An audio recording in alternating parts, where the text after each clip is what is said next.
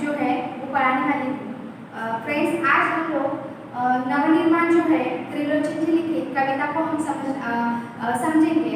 उससे पहले हम आज कवि परिचय पढ़ लेंगे, फिर बाद में कविता को हम पूरी तरह समझने की कोशिश करेंगे। पहले मैं पढ़ लूँगी त्रिलोचन जी का कवि परिचय।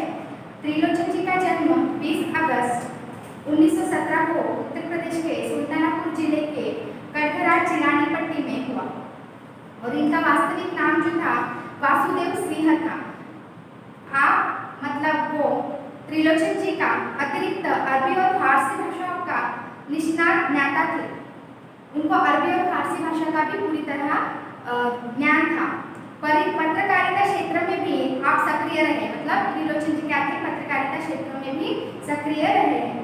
आपने काव्य क्षेत्र में प्रयोगधर्मिता का समर्थन किया और नवसृजन करने वालों के प्रेरणा स्रोत भी बने रहे और आगे आने वाले लोगों को भी वो क्या करें, प्रेरणा बनकर उनका एक उद्देश्य जो था वो लोगों की प्रेरणा बनकर रहे।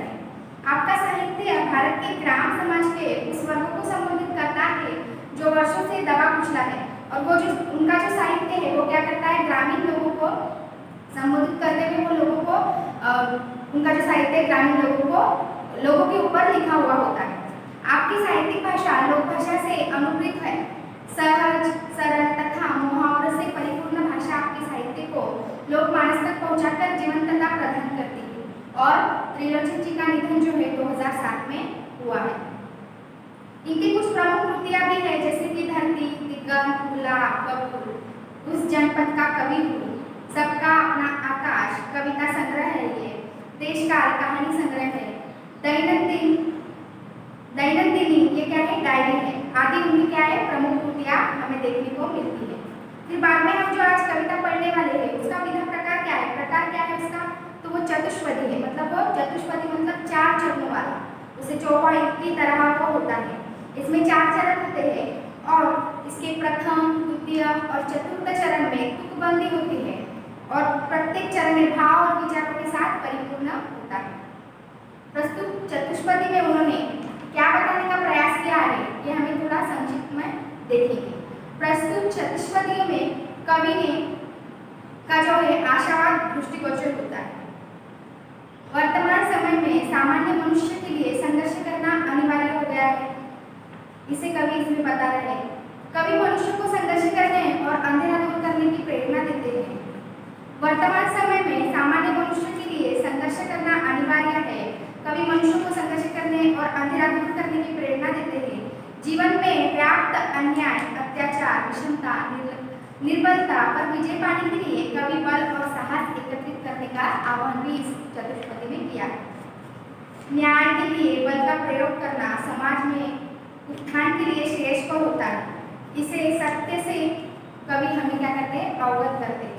कवि का मानना है कि समाज में समानता, स्वतंत्रता तथा मानवता को स्थापित करना हमारे जीवन का क्या होना चाहिए, उद्देश्य होना चाहिए। चतुष्पदी में कवि ने क्या क्या बताया, हमें संघर्ष करने के लिए बोला है तथा हमारे अंदर जो बल है उसका प्रयोग हमारे समाज के पीड़ित लोगों के लिए करने के लिए उन्होंने बोला है तथा हमारा उद्देश्य क्या होना चाहिए, समानता, स्वतंत्रता समाज में प्रस्थापित करना ही हमारा एक उद्देश्य होना चाहिए। ऐसे भी कवि ने यहाँ हमें बताया है। हम चतुष्पदी पढ़ के इसे समझने की कोशिश करेंगे। तुमने विश्वास दिया है मुझको, मन का उच्छ्वास दिया है मुझको, मैं इस भूमि पर संभल लूंगा, तुमने आकाश दिया है मुझको।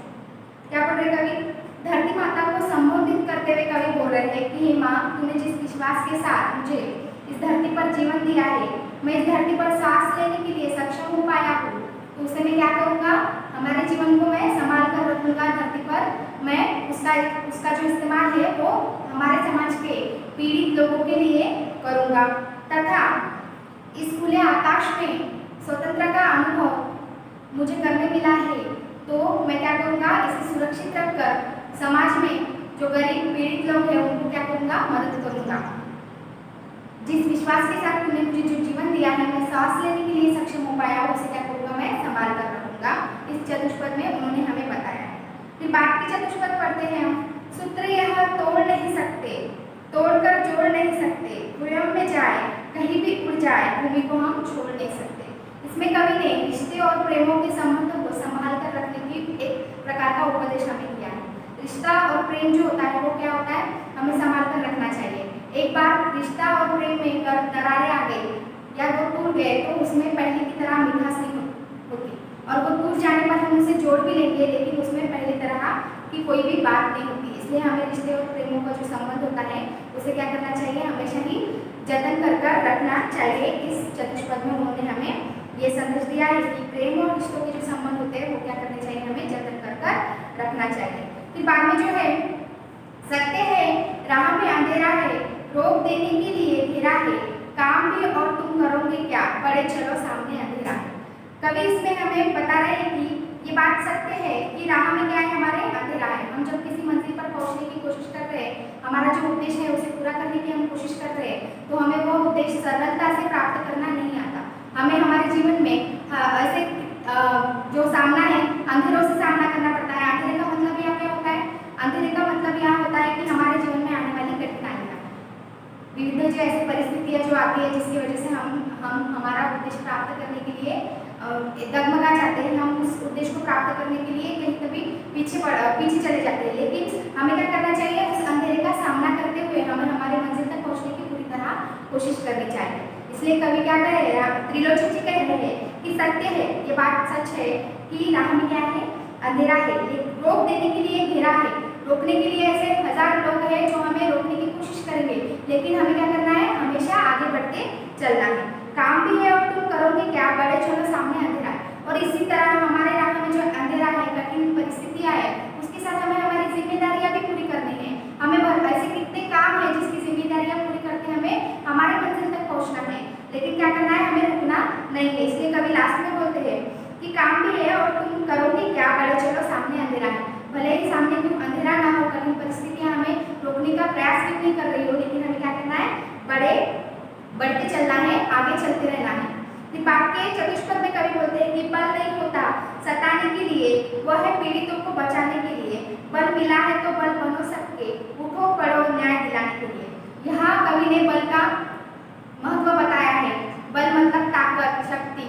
जो इंसान के अंदर ताकत है, शक्ति है, शिक्षण प्राप्त कर उसे कुछ ताकत मिली है, शक्ति मिली है, तो उसका उपयोग हम क्या करना चाहिए, समाज में पीड़ित दलित लोगों के लिए मदद करने के लिए करना चाहिए, ना कि उनके ऊपर हम अपने शिक्षण का उपयोग करके या हमारे बल का उपयोग करके उनको दबा देना, ये नहीं करना चाहिए। तो कभी कहते हैं कि बल नहीं होता सताने के लिए। बल क्या होता है, लोगों को सताने के लिए नहीं होता, बल्कि बल होता है पीड़ित और दलित लोगों को बचाने के लिए। हमारे समाज में दबा कुचला जो वर्ग है उसे मदद कर सहायता कर उसे क्या करना चाहिए, हमें हमारे बल का उपयोग करना चाहिए। बल मिला है तो बल बनो सबके। अगर तुम्हारे पास वो शक्ति है, तुम्हें लगता है कि तुम लोगों के लिए मदद कर सकते हो, तो हमें क्या करना चाहिए, हमेशा आगे बढ़कर लोगों की मदद करनी चाहिए, हमारे बल का अच्छा इस्तेमाल करना चाहिए। और इसीलिए कवि कहते हैं कि उठो पढ़ो न्याय दिलाने के लिए, और अपने बल का जो इस्तेमाल कर क्या करना चाहिए, अगर किसी दलित गरीब लोगों के साथ दुर्व्यवहार हो रहा है तो हमें क्या करना चाहिए, उन्हें बचाने के लिए लड़ना चाहिए। बाद में बोलते हैं जिसको मंजिल का पता रहता है, पद के संकट को वही सहता है, एक दिन सिद्धि के शिखर पर बैठ अपना इतिहास वही कहता है। इसमें कवि कहते हैं जो इंसान को मंजिल का पता होता है, अपना उद्देश्य पहले ही निश्चित कर वो रखता है और उद्देश्य प्राप्त करने के लिए वो उस रास्ते पर चल रहा होगा, तो वो आदमी उस रास्ते पर चलकर अपने मंजिल तक पहुंच जाता है। क्या करता है, अपने मंजिल तक पहुंच जाता है। मतलब जिसको मंजिल का पता होता है, जिसे अपने उद्देश्य का पूरी तरह पता होता है, वो क्या करता है, अपना उद्देश्य प्राप्त करने के लिए जो रास्ता वो पता होता है उसको, वो रास्ते को वो हमेशा ही चलते रहता है। और क्या करता है, संकट आने वाले रास्ते में जो संकट है वो संकट को भी वो पूरी तरह से रहता है, वो पीछे नहीं हटता। आने वाले संकट को पूरी तरह से कर वो क्या करता है, आगे बढ़ते रहता है। और फिर वो एक दिन सिद्धि के शिखर पर बैठ जाता है, मतलब वो अपना उद्देश्य एक दिन वो प्राप्त कर लेता है। आने वाले संकटों को सहन कर वो क्या करता है, सिद्धि के शिखर पर वही बैठता है जिसे अपने मंजिल का पूरी तरह पता होता है, जो अपना उद्देश्य पूर्व निश्चित कर वो उद्देश्य प्राप्त करने के लिए हमेशा ही लड़ते रहता है, वही इंसान क्या करता है, सिद्धि के शिखर पर बैठता है, मतलब उसे ही मंजिल की प्राप्ति होती है, वही अपने उद्देश्य को पूरा कर पाता है जिसे अपने मंजिल का पता होता है। और ऐसे ही लोगों का इतिहास में जिक्र किया जाता है जो मेहनत कर अपने उद्देश्य को प्राप्त करते हैं, ऐसे लोगों का इतिहास रचा जाता है। बात के चतुष्पदी में कवि कहते हैं प्रीति की राह पर चले जाओ, नीति की राह पर चले आओ, वो तुम्हारी नहीं सबकी है, नीति की राह पर चले आओ। कवि कहते हैं कि प्रीति की राह पर चलो, प्यार की राह पर चलो। मतलब कवि का यहाँ उद्देश्य क्या है कि कवि कहते हैं कि किसी के लिए वैमनस्य का भाव, वैर या उसके लिए गलत विचार करना ये नहीं करना चाहिए। हमें क्या करना चाहिए? प्रीति की राह पर चलना चाहिए, नीति की राह पर, नैतिकता की राह पर चलना चाहिए। प्रीति नैतिकता की राह पर हमें क्या करना चाहिए? चलते रहना चाहिए।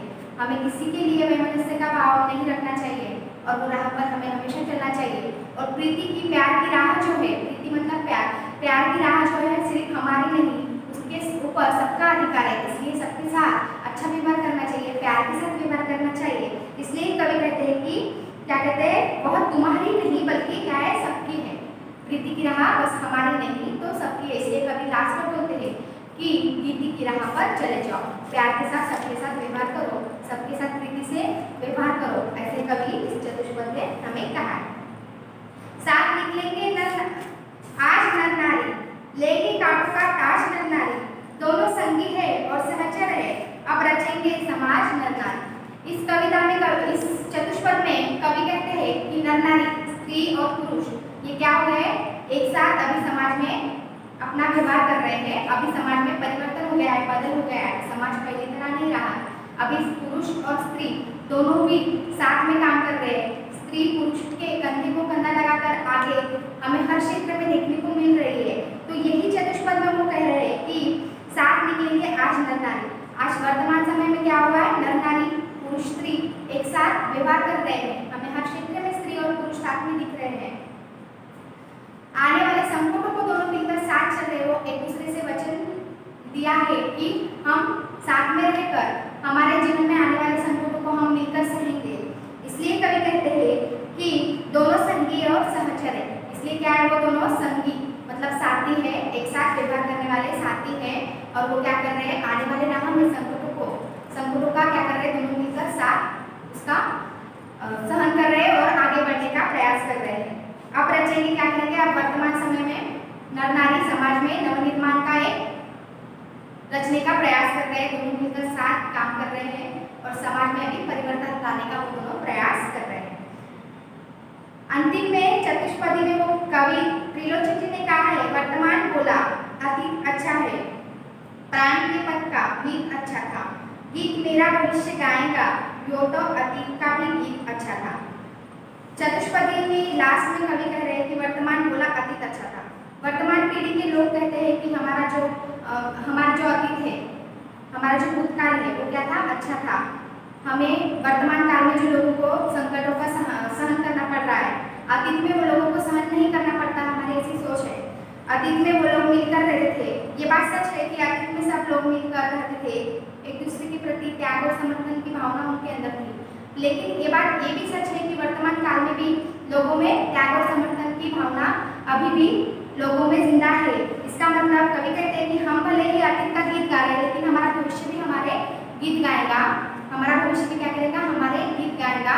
क्योंकि हमारे भविष्य काल, वर्तमान काल में भी या भविष्य काल में भी क्या है, गौरव से उपलब्धियां भरी हुई है। मतलब हम क्या करेंगे, वर्तमान काल में अच्छे काम करेंगे और वो काम का गीत भी क्या करेगा, हमारे आने वाली पीढ़ी भविष्य गाएगा। ऐसे कवि ने कहा है। पूरी कविता में कवि ने हमें संघर्ष के साथ लड़ने के लिए, राह में आने वाले अंधेरे को सहने के लिए कहा है, बल का अच्छा इस्तेमाल करने के लिए कहा है। आज हम त्रिलोचन जी की पहली कविता जो है वो नवनिर्माण हम इस क्लास में देखे, बाद का हम नेक्स्ट क्लास में देखेंगे।